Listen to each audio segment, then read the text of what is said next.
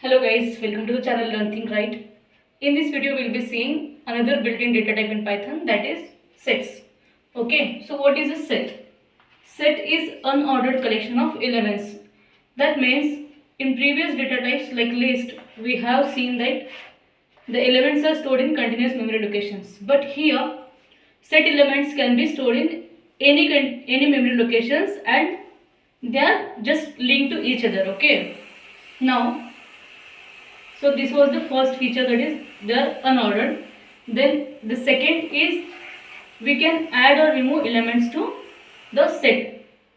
Next is no duplicate elements are allowed. If suppose you have some element 12 in a set, you cannot repeat that again. Okay, we will have one item at only once. Now next is functions for sets. First one is add. Add function is used to add an element to the set. Suppose for example we have taken here set having 3 members. First one is 12, then a string bat, then 9.5.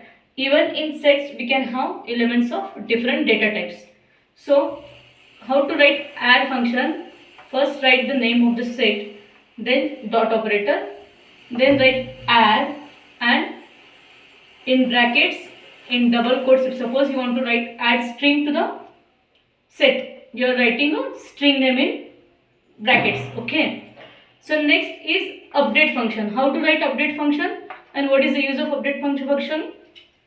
With the help of add function we can add only one element at a time, but with the help of update function we can add even a list, a tuple or a dictionary to the existing set, and by default automatically it will convert whatever data you are updating to the set to type set itself.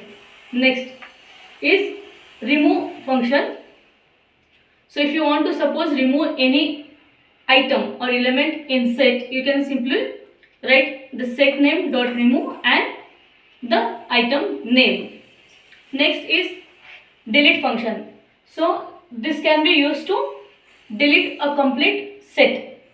So this is del s, and after that if you are trying to display the contents of set, it will give error because the set does not exist anymore. Now we have one more function, that is copy. This function is used to copy the data from one set to another. Now I want to copy the data from set S to set S2. Now how to do that? S2 equals to S dot copy.